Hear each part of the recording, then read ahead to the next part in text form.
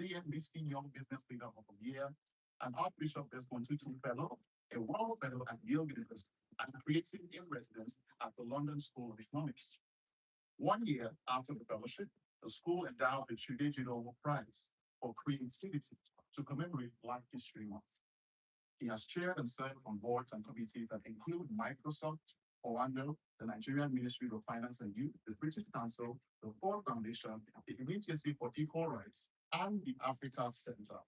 As a filmmaker, his films have been nominated and won for Best Documentary, Best Feature, and official selection at the Africa International Film Festival, the Africa Magic Viewers' Choice Award as well, and the San Diego Black Film Festival, amongst so many other things that we've already seen tonight. His writing and work have been featured in the New York Times, The Guardian, BBC, CNN, Al Jazeera, The Huffington Post, and The Financial Times. And he is the author of two books, one of which we'll be looking through tonight. Are We the Turning Point Generation? That's the first one. And How to Win Elections in Africa, Parallels with Donald Trump. His latest book, How Depression Saved My Life, is published by Narrative Landscape. And with all that lovely stuff being said, please. We'll make you African hotel. There's your friend out to me.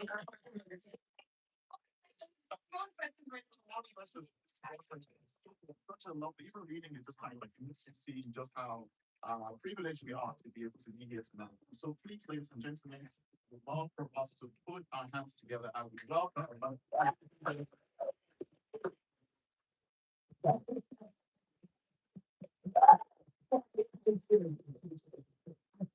I was looking at who was screaming about this. I suspected who it was, and it turned out to be her. Ladies and gentlemen, in the house, award-winning, multiple author, one of my inspirations, Ado Bima Ubang. The author of the seminar that went on to be like hands, that's constantly on the bestseller list of every I'm so happy that she was joining. Good to see you. Thank you everybody for joining me. I hope this evening meets all the promises that the hosts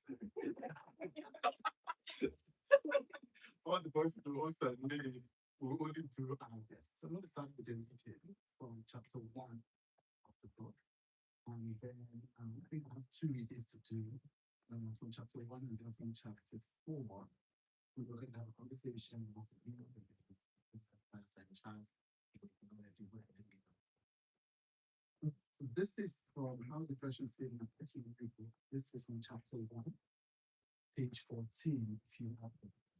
And then the unthinkable happened following once in a lifetime political realignment between political parties and groups across the country that led to the formation of a new super opposition party.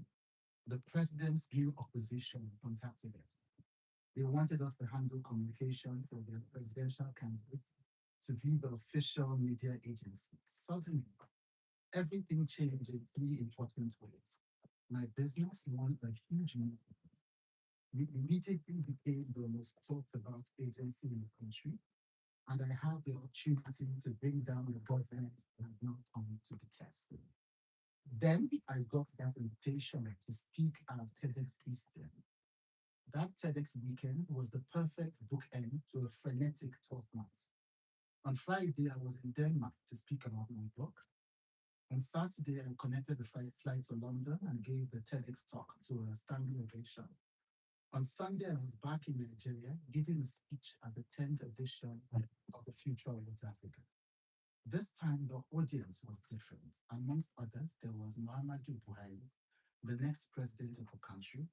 There was also a live performance by Asham, one of my 2 favorite artists, who flew in from Paris. I started 2014 on a harp, as I told you earlier. Then I took big risks, faced failure, kept going in the direction of what I believed, and somehow I ended the year on a high. So how was it that after all of this, despite all of this, all I felt was emptiness? Not happiness, not excitement, not sadness, not even fear, holiness. How was it that achieving all my goals for the year led to the first real fight I had with my girlfriend? Sufi, have you ever felt a sort of strange emptiness in the heart, P.G. Woodhouse has, a sort of aching void of the soul. She had said yes to me a year before. I had crushed on her for years prior, but I said nothing because I was certain she could not say yes. I did not consider myself attractive enough. She was stunning, lighting up every room she walked into. I couldn't even imagine it happening, so I did not even try. And then one day, she chatted me up and asked me out to lunch. A few months later, after a trip out of Nigeria, we became a couple. I had fallen hopelessly in love with her before the trip. She also had, but she did not realize it until our dramatic flight back. I had suddenly fallen into a panic attack on the plane, struggling to breathe, heaving into a plastic bag, the air hostesses frenetic about me. As she would tell me later, it was while she ran around the plane coordinating help and then sat and held me to herself that she realized that she was in love and she could not afford to lose me. It was a dream from true.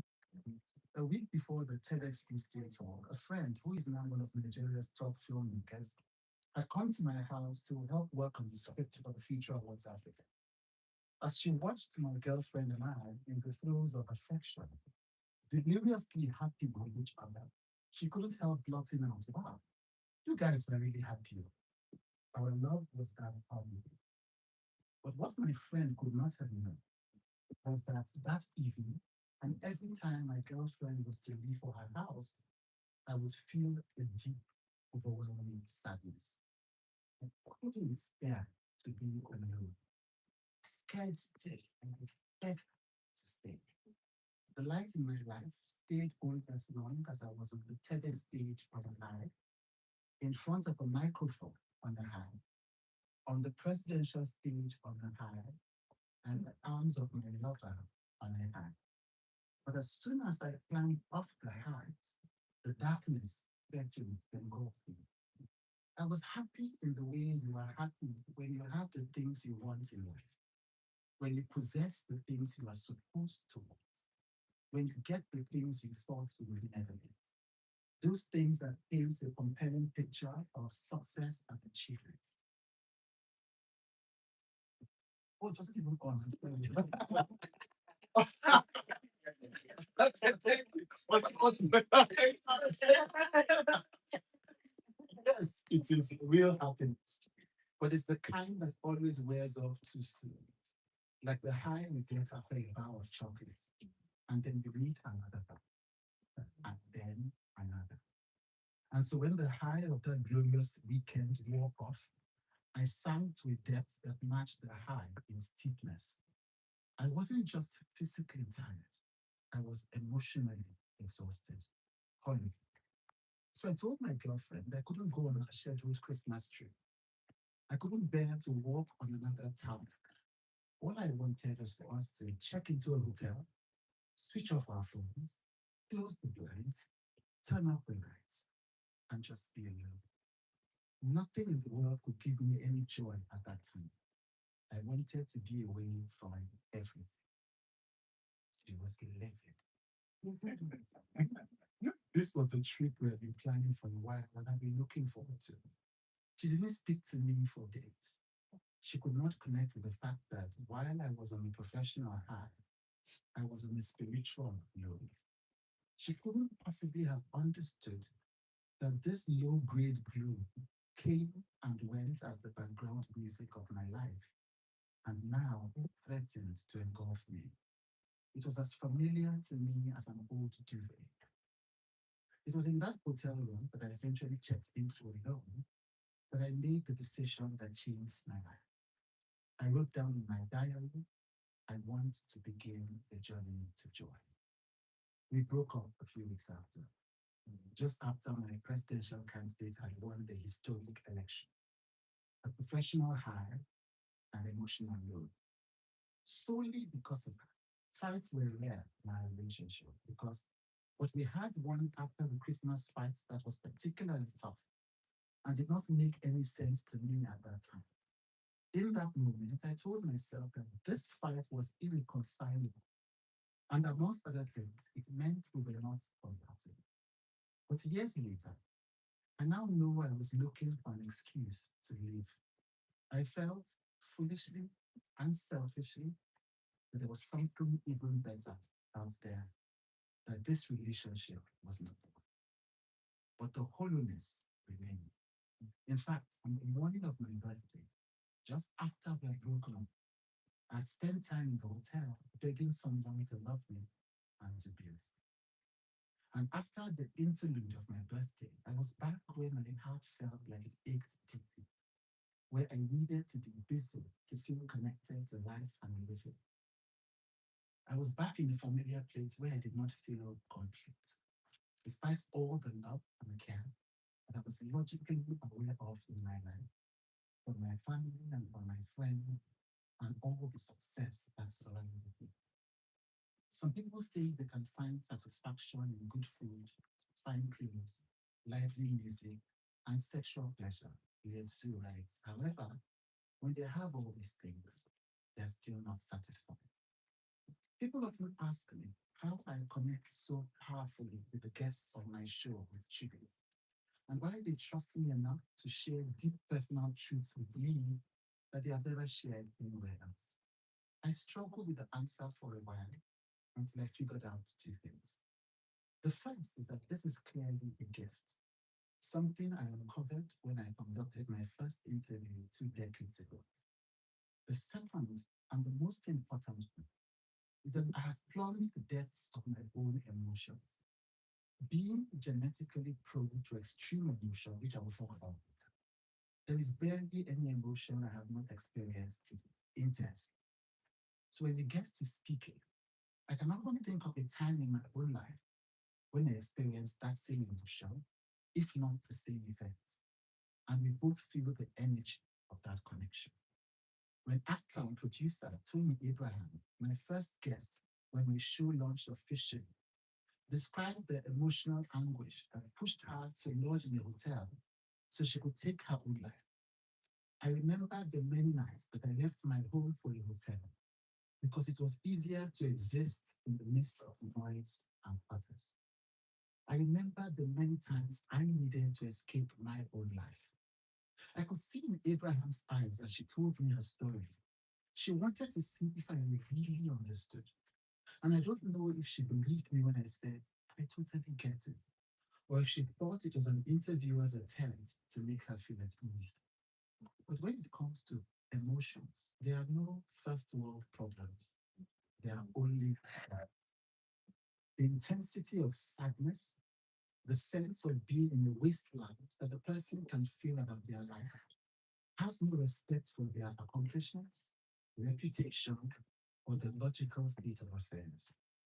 The academic term, subjective well-being, could not be more accurate for describing the lack of objectivity that negative emotion can bring.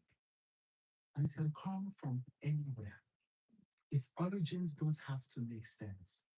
Sadness brings its own momentum. On her personality, Simi Julie helped me make sense of it recently. I had a beautiful childhood, she told me on the show. My parents loved me. I was in good schools. We had a comfortable life. But I can't remember a time in my childhood when I was not depressed. Hearing her, I finally stopped feeling that I was betraying the beauty of my own childhood. My parents loved me, and for my sake, my mother sacrificed many opportunities, emotional and financial, to stay in a sometimes difficult marriage. And despite the lack that attended the family when my father lost his job, they did their best to shield me. There was no abuse and no abandonment. And yet, I don't remember a time in my childhood when I did not feel some form of sadness. Three major things I later discovered triggered this. Comparing myself to well-off parents in the elite private primary school my parents worked hard to keep me in, and comparing our home, the second smallest in the 9 apartment building to our neighbors, I've begun to feel the tinges of inferiority. Another recent guest on my show, comedian Josh Tufon, who was on America's Got Talent, affirmed this feeling as he spoke about the poverty of his childhood. Oh, yes, he said, I was inferior. I was also an only child. Everyone else I knew had a sibling or large family, and I felt that I wasn't alone. I felt othered and alone in this otherness. I felt that aloneness so strongly that I prayed to God desperately and consistently, day and night, to give me a brother or a sister. I even gave myself a name my parents were not aware of. Nemozo, Igbo for give me another. An anguished prayer that was never answered.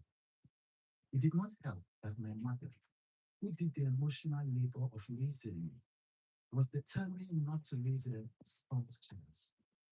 So frightened was she of this possibility in a society where women are judged harshly for how their children turn out, that she made the tough decision and I sensed the toll it took on her to not coddle me, to not be too attached, to help me build independence from an early age. She would visit me very rarely in boarding school. She would force me to do chores I hated. She would call out any preciousness. Today, I am convinced I would not be as proficient as I now am if she hadn't taken those steps to steal the back of an overly sensitive child.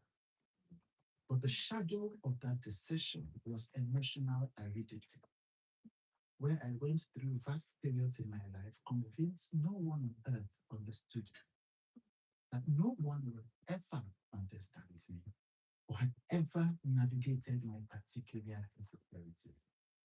Where does a child get the language and the tools to navigate such an emotional reality? For so many of us whose personalities are formed with this claim of emotional unawareness, this is what we must deal with. These insecurities, these emotional gaps, like creation itself, originate out of a confluence we couldn't possibly have knowledge or control over as children. But there they are, unfair, but there. I use the word plate deliberately because I explained to people that childhood emotional wounds or patterns or traumas are like a house being built with cement. When the bottle somehow lodges inside the walls of that house, the builders don't notice, not least because there is no obvious visible damage to the structure. And so we continue to pour in cement around it, solidifying a major object that does not belong there. We are that house. It all looks good from the outside.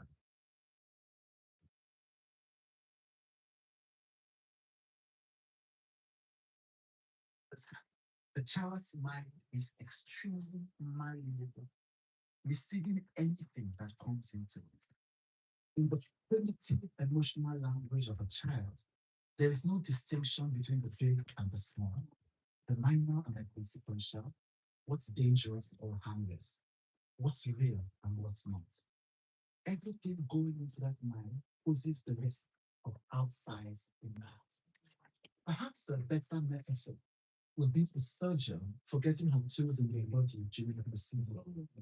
When the surgery is done, you move around the world feeling the discomfort, but not knowing from whence it comes. You have no capacity to know that there is something wedged inside of you that does not belong there. As we grow older, we acquire all the appearances that help us look whole, or at least look like other normal people. A job, a business, relationships, church, friends, a personal style, marriage, children, a house, business class flights, etc. But within, we carry a wound that refuses to heal. It cannot heal because you don't even know that you have a wound. There are too many of us like that in the world. Normal on the outside, broken little things on the inside. An uninterrupted procession of the emotionally damaged. For a very long time, I accepted that this was life, especially because I displayed very few of the typical symptoms of this dysphoria. I have never been given to excess or extremes. I don't party hard or drive fast. I don't buy expensive things to impress. And I've always chosen meaningful work over more money.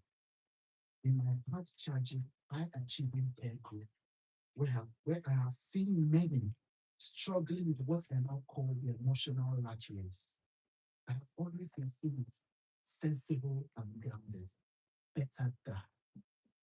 This in turn convinced me that there was no problem to talk, so I continued in service.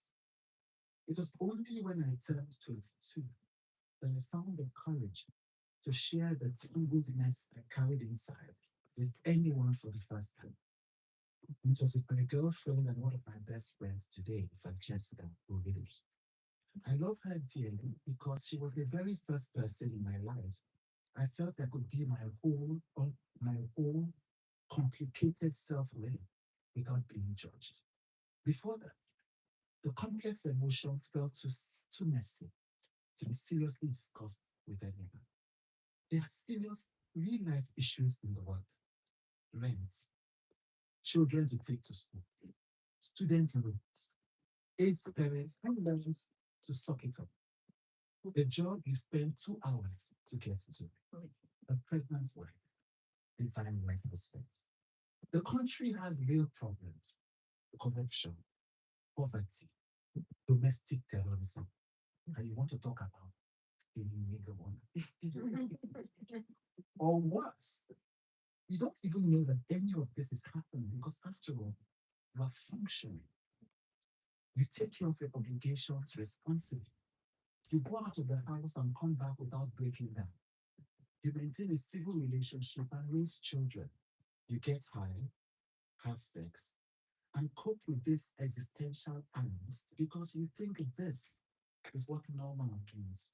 In fact, you know this is what normal means because you see other people functioning in this exact same way. I was performing for people, the actor, Chioma Chigo Nilo told me on my show. But inside, I felt like a trash bag. I didn't love myself. The mass of men live lives of quiet desperation and they to rules. What is called resignation is confirmed desperation. From the desperate city, you go into the desperate country, and you have to console yourself with the bravery of minks and muskrats. The stereotype of unconscious despair is concealed under what we call the games and amusements of mankind. So you learn to perform. And because you still don't know any better, you stick at it until triggered by a life experience, sabotaging a growth milestone, confronting a midlife crisis, or simply collapsing under its own weight. The steam starts to come apart. Or perhaps nothing happens at all, and you just go through life, never feeling quite satisfied. But at least you can pay your bills. For the first 30 years of my life, I carried this baggage, not knowing that better or even just different was possible. Thinking that this low grade hum of sadness with intermittent bursts of happiness was all there was to life, was what it meant to be alive, was what it was to be human. I grew up like many other people have, expecting success and relationships were going to make me consistently happy.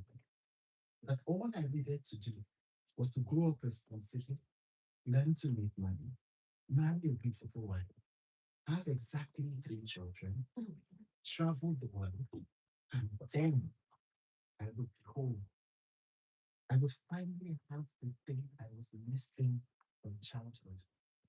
I kept waiting for life to fully start at some point in the future. So I dutifully carried my twin emotional baggage until someone sat me on a couch in my 30s and helped me revisit a child.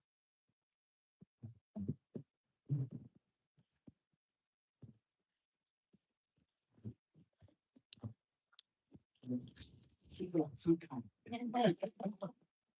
Okay, I'm going to take the second. Once 2.4 children. It was 3. It was going to be. It was very specific. One set of twins, and then a girl. In that particular order. Okay, so okay, this I'm taking from a point. Um,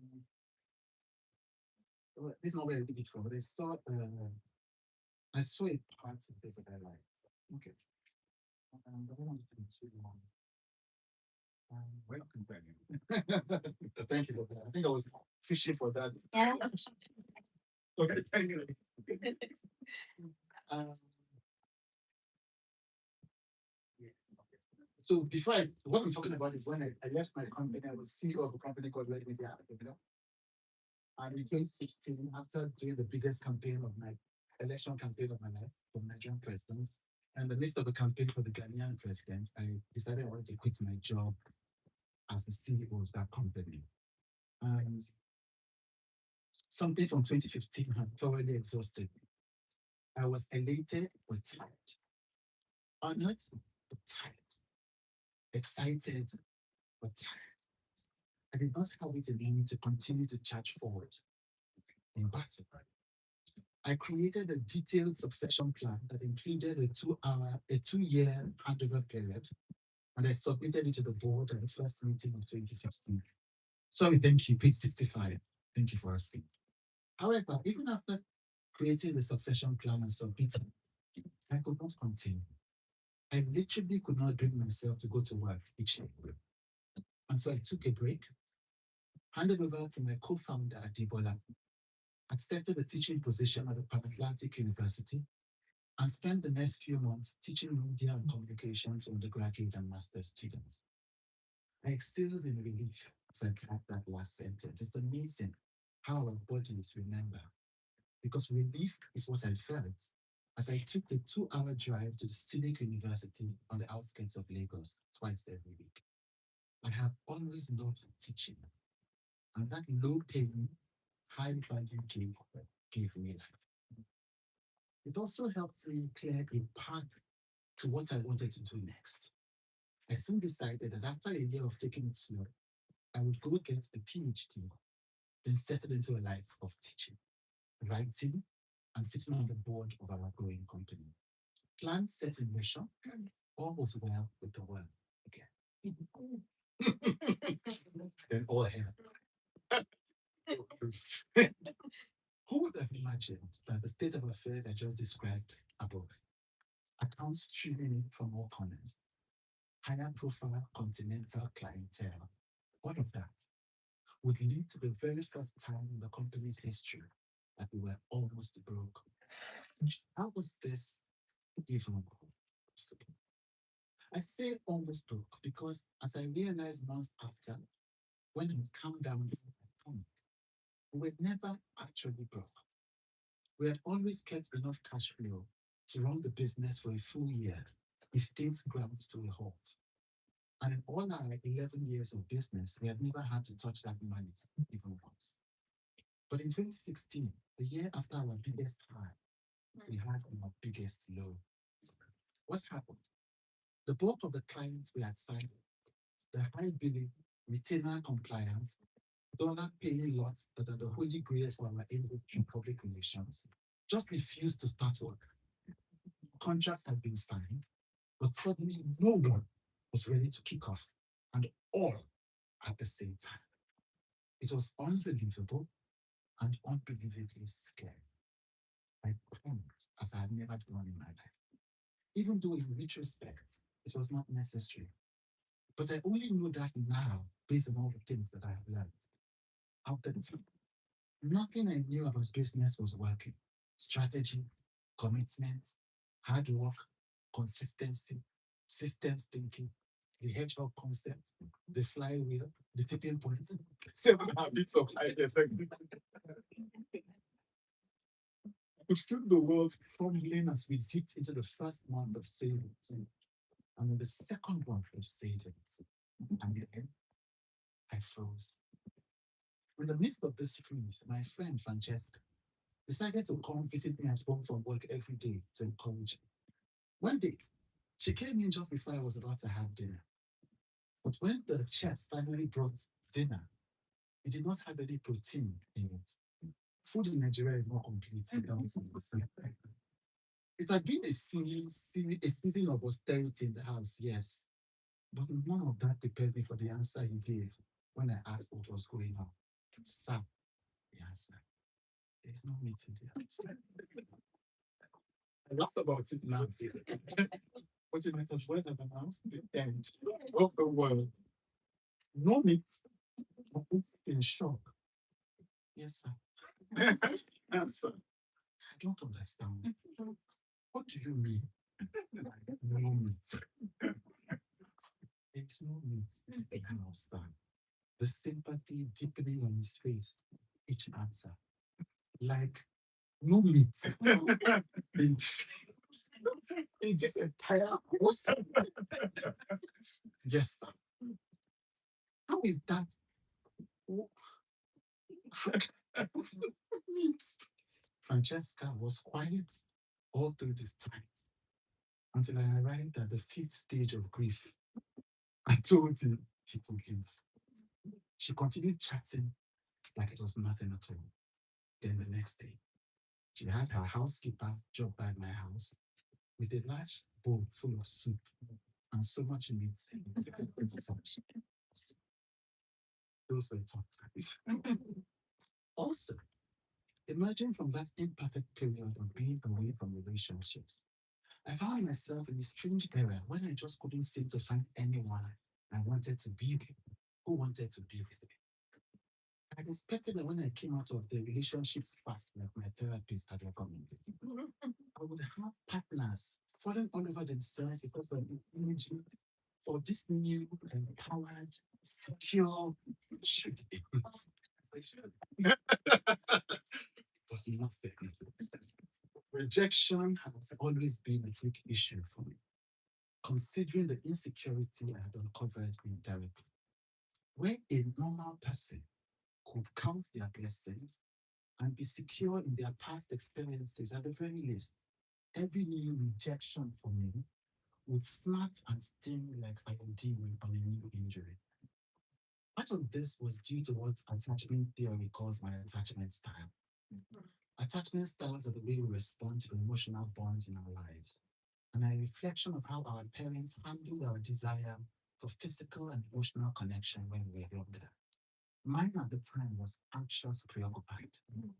People with this style tend to have a deep fear of abandonment and are thus highly insecure about their status in and out of relationships. A fear of rejection is one of its key symptoms. So I was dealing with this sense of rejection, the lack of a partner, and the general messiness of modern dating. Then came a long period of desperation, including begging my ex, the same one that led me to therapy in the first place, to come back. Then I thought the comeback. Then I lost the comeback. Then I felt worse. And there was a tortured friendship that followed. And then there was begging others to be with me. It was a glorious mess. Oh, and a few months before, I had a deep split with one of my best friends, Mfon Eko, who I had brought in to help manage the intense period of growth after the 2015 elections. So a lot was happening at the same time. But far and above anything else, the big issue was cash flow. I had always thought that relationships were the sole thing that would affect my emotions. But now I discovered that was because I'd never really felt like anything professional in my life. That part had always been secure. And so I did not realize how tied up my sense of self was with my identity as a young success. Forbes 30 under 30, CNBC Young Business Leader of the Year, African Business of the Year. Those things, it turned out, had been an anchor. I started working at the age of 15, right out of secondary school. I published my first novel when I was 13, and the publisher had bought the rights when I was 14. How did I get published so young? Short version. I had written snail mail to my favorite newspaper columnist, asking for advice on how to publish a novel. but most of them ignored me. One of the two who responded, Angela Mosu, encouraged me but warned about the tough publishing market. Still, I followed her advice and wrote to publishers I found at the back of books around me.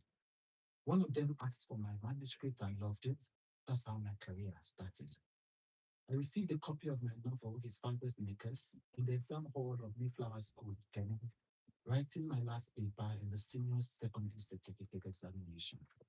It was the most beautiful feeling in the world to see my words come to life in a book, and let me not lie, to have my classmates look at me in awe. I was a published author, and I was not out of high school yet. Um, I want to skip some of those details because a lot of the things I just kind of mapped out my career up until I got to where it was. Um, I think I should just go ahead. When I came back to Lagos after high school, I discovered something many authors in the region also discover. Publishers in Nigeria don't do publicity well. Thankfully, I was already something of a media expert by the time I left school. I knew the country's major editors, columnists, and newspaper hosts and television hosts. During the break between secondary school and university, I decided to walk into every newspaper and TV house where I could get access to editors and producers and introduce my book. One of those shows was New Dawn, hosted by Fumi Iyanda, my TV mother and the most brilliant presenter, producer, and writer I've met in my life till this moment. She would randomly text me a few months later, then offer me my first paying job as a researcher. Before that, I was at the deliverance program at the Mountain of Fire and Miracles Ministries, nearby Lagos, a 3-day fast without any food and water, and prayers in the church for about 6 to 8 hours a day. When I look, I know I write somewhere in the book, I no longer do, I no longer fast. When they ask, I say it's because of any parallel for temple.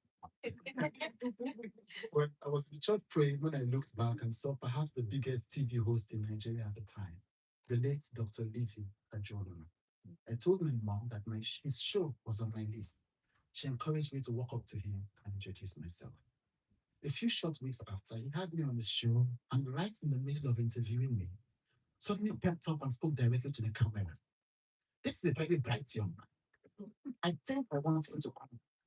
He will host the youth segment on the show. What do you guys think? Chido, he likes to call me Chido. You are now our youth presenter. And that's how I got my first job as a TV host. I was 16. That was amazing. What the fire he done? That was also the year after I got into university. But first, there was a problem. You had to be 16 to get into university in Nigeria. There was a simple solution in a corrupt country. Swear an affidavit that you have lost your birth certificate. And you were older, problem solved. A lot of people we knew had taken that solution, but my mother, who is a pastor, would have none of that. She wouldn't saddle me, she said, with a lifelong lie, eventually leads me to hell.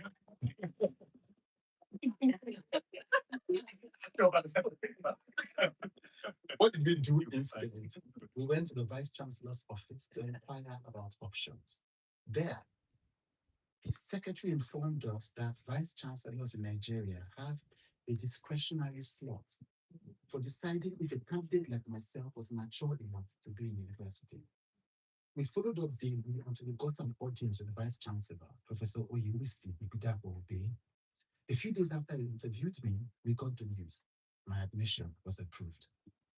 This was the charmed life I had led since I got into the real world. I became a TV producer before I was 20, started Red before I left university, won my first National Journalism Award before I turned 25. Because nothing had ever slowed down this progression, I had no idea how tightly my identity hung on this outcome. So my heart could be broken and I would find comfort in my accomplishments. I could be rejected and bury myself in work, knowing that my effort there would be rewarded with results. I could feel lonely and comfort myself in business class. But now, that's the secret. But now, that was severely under threat. So I started sinking into the emotional place I had found myself the previous year before my breakup. But this time, I saw myself sinking lower than that bottom. There was no floor, there was no ground. Every day I fell deeper into a sense of panic, nothingness, and pointlessness. I thought 2014 was bad. I thought 2015 was terrible. But I was now learning that no matter how bad things get, they can always get. I lost my sense of security. I felt profoundly unsafe. I also felt shame. My critics would laugh at me. They would say I took on this political work with Buhari, ended up with no political appointment. And here I was, broke, where the curses on social media coming to pass. Was God punishing us in some way? I told you I was desolate in 2015, but now, in 2016, I was inconsolable. In 2015, there was a crack in my worldview, but not in my professional success. That was the flaw. Now the ground has shifted under me. Babylon was falling. I stopped going out of the house. I stayed home all day for many days, drew the curtains closed, turned off the television, and just lay on the bed. My assistant came in one day and found me in a fetal position. He was apoplectic. He begged, cajoled, and tried to persuade, but there was no moving me. It slowly dawned on him and me that we had a problem bigger than anything we had seen before. I didn't know it yet, but I had become clinically depressed. I called my therapist. We had suspended sessions as I had gotten better in understanding myself. And I was initially reluctant to go back to her because it felt like I had failed. But after a period of stalling and delaying, I knew nowhere else to go. So I was back on the couch. Her diagnosis did not take long in coming. Major depressive episode. Or as I have taken to calling, as I have taken to calling it the Great Depression. To diagnose this type of depression, Nigeria uses the Diagnostic and Statistical Manual of Mental Disorders that's published by the American Psychiatric Association. Here are some of its listed symptoms: feelings of sadness, tearfulness, emptiness, or hopelessness. Check. Loss of interest or pleasure in most or all normal activities such as sex, hobbies, or sports. Check. Sleep disturbances, including insomnia or sleeping too much. Check. Tiredness and lack of energy, so that even small tasks take extra effort. Check. Reduced appetite and weight loss or increased cravings for food and weight gain. Check. Anxiety, agitation, or restlessness. Check. Slowed thinking, speaking, or body movements. Check. Feeling of worthlessness or guilt, fixating on past failures or self-blame. Check. Trouble thinking, concentrating, making decisions, and remembering things. Check. Unexplained physical problems such as back pain or headaches. We shall be returning to this. Frequent or recurring thoughts of death, suicidal thoughts, suicide attempts, or suicide. We shall certainly be returning to this. So here we were, clinical depression, for a long time. When people would ask me to describe depression, I would decline. This is because when I did, I would tell you. It's not a place I ever want to go back to. And even I took in an involuntary deep breath, just thinking about describing it. But now I am going to try. Let's see how it goes. If I'd never gotten depressed, I'm sure it would never make sense to me. It's like being locked in darkness, except the darkness is inside you. The darkness is you.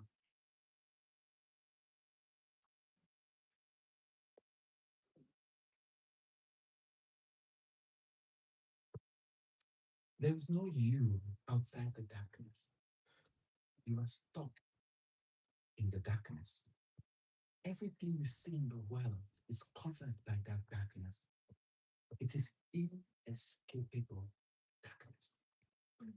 It's like sinking into a black hole endlessly. And yes, you know you should struggle against it. But you don't struggle because you don't even have the strength to want to struggle against it. But you are tired. You're inside being tired. And you are dragged down by the tiredness with every step you take. Depression makes you realize there is such a thing as the energy of life. There is such a thing as life force and vitality. You are aware of this because even though you can't remember what it feels like, you know you used to have it because you don't have it anymore. You may still want to live in the passive sense, but you absolutely don't want to live in the active sense. You lose the will to do life. It's one of the worst things a human being can experience. I have termed this depression the disease of perspective. In it, the world is turned upside down.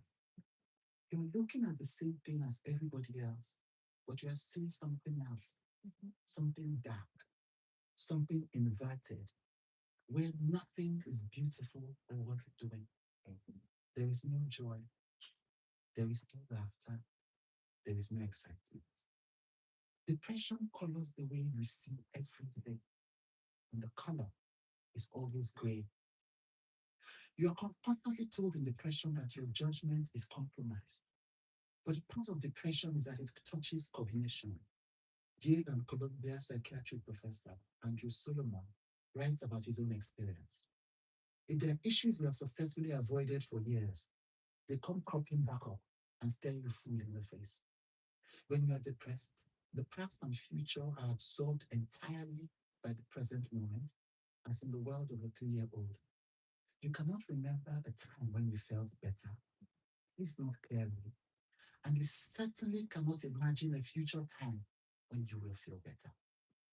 Betty Irabo called Nigeria's Anna Winter during her years publishing the successful women's magazine Jeanville.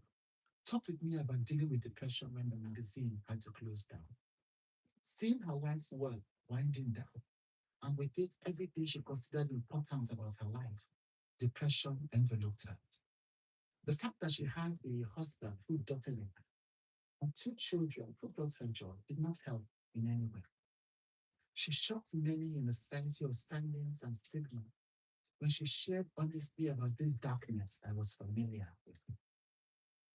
She told me the story of taking a trip to the infamous Federal Neuropsychiatric Hospital in Yaba, Lagos, that she began to feel dead inside. She couldn't feel her heart or her life anymore. Having grown up as a child in Methodist Girls High School, Yaba, she said, it was hilarious to have them describe people in that hospital as mad people. And many years later, I'm one of those mad people. That morning, I got into the car and told my driver to take me to Yaba Psychiatric Hospital, and we lost it. He said, Madam, that place is unhappy. What are you going to do there? So I lied. I said, I need to go and interview a professor on mental health. Phew. Yaba left, as it is derisively called, is full of broken hearts and broken dreams. In a society that does not know anything about empathy and knows nothing about humanizing mental health. When you're experiencing depression, people will tell you, as they told you above, this makes no sense. Look at the amazing life you have. Look at X, look at Y. Your life is actually going well. Often, they mean well.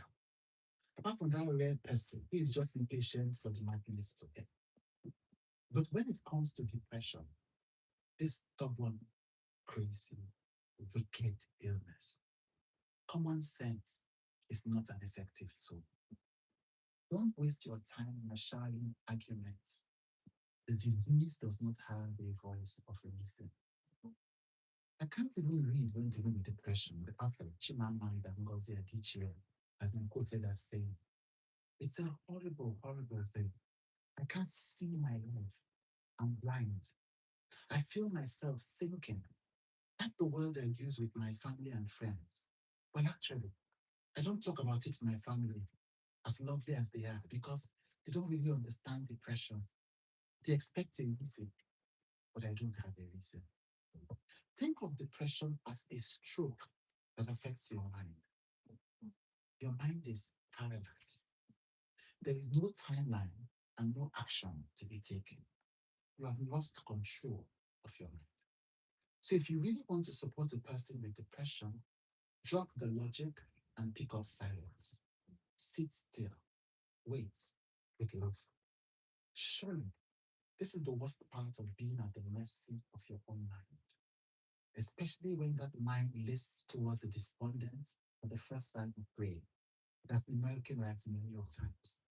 The fact that there is no way out of the reality of being you, a person who is forever noticing the grime on the bricks, the flaws in the friends, the sadness that runs under the skin of things like blood, beginning as a trickle and ending up as a hemorrhage, staining everything.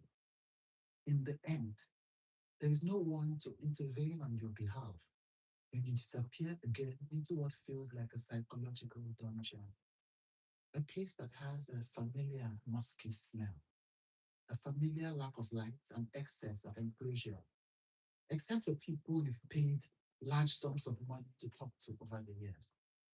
I've sat in shrinks offices going on 4 decades now and talked about my wish to die the way others may talk about their wish to find a lover, being at the mercy of your own mind. If you have not experienced it, you cannot understand. Thank you.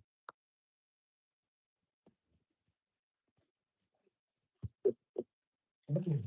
Okay, so that's the end of the second reading, and I'll hand it back to the So I sit here with my book out next. Did he give an opportunity? One more round of applause.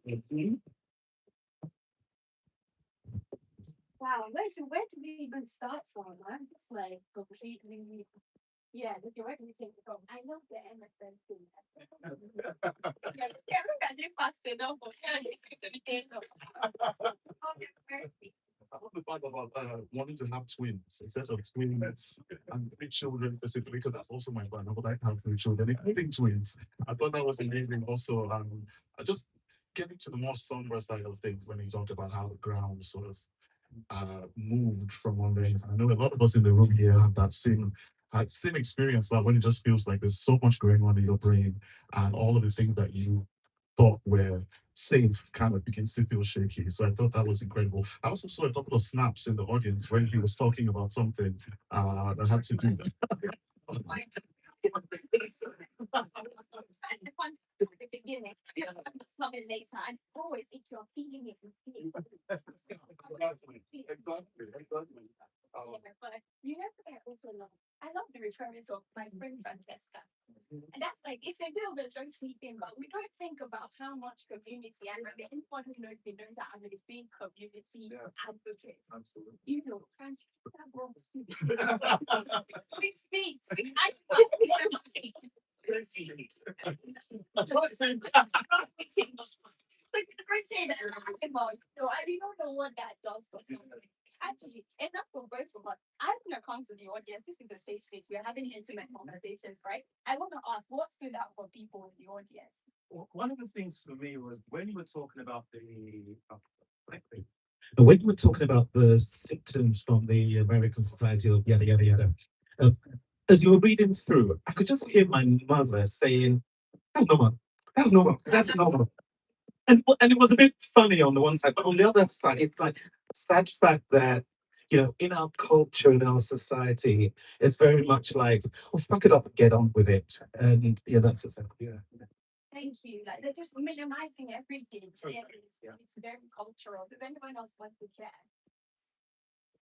Thank you so much for that reading. That was very deep seated. Um, I think hearing you read that made me find language for some of the things that I've been dealing with personally when you can't explain it. So I love my mom so much, but when I'm going through some very deep things, I don't like talking to her. Why? Because she'll say, don't worry, God will, God will sort it out. Don't worry, it is well with you.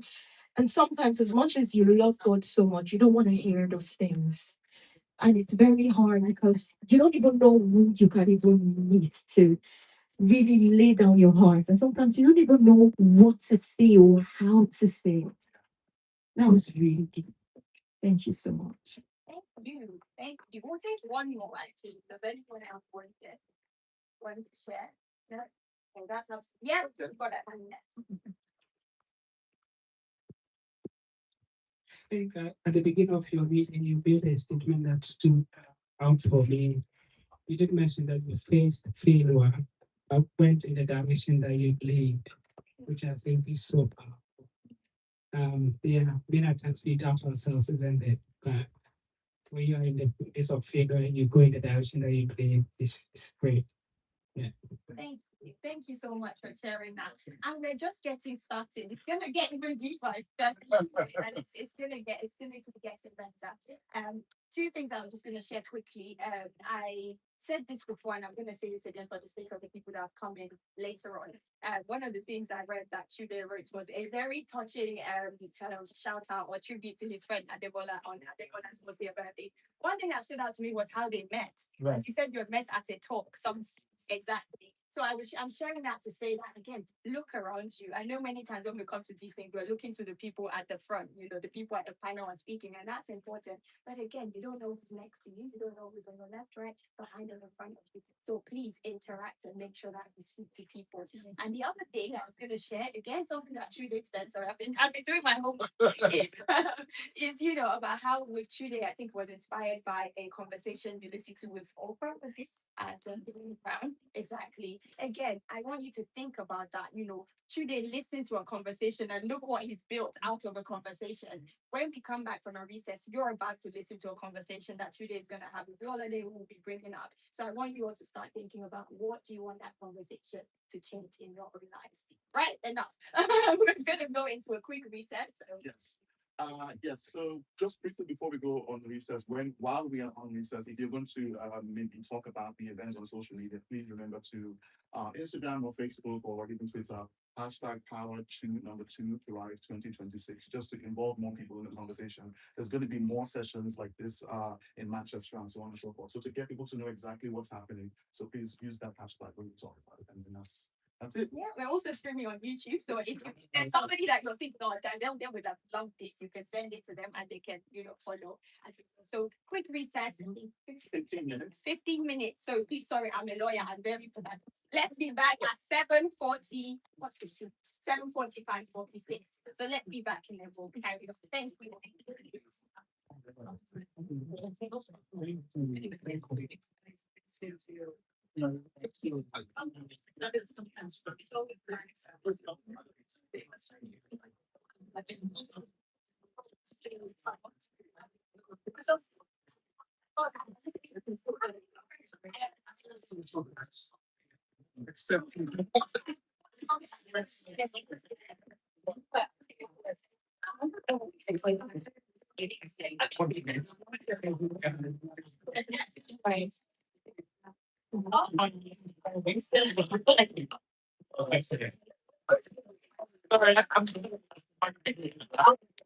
Okay, I'm right then. Oh, okay. It's still recording. Yeah, still recording. Yeah.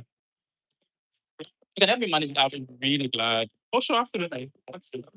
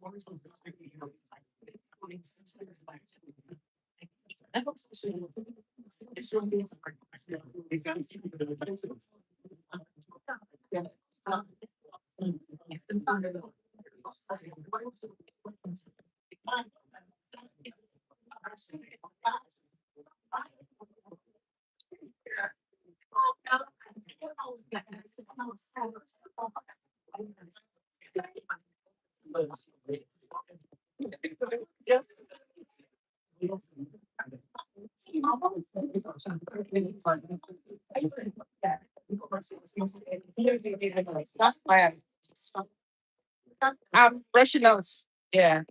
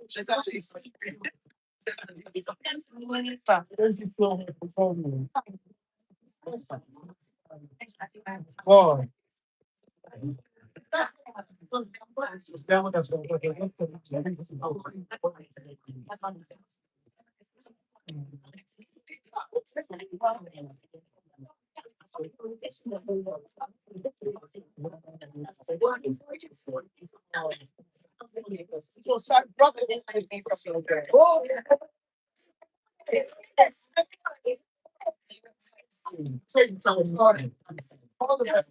Well done. That's fine.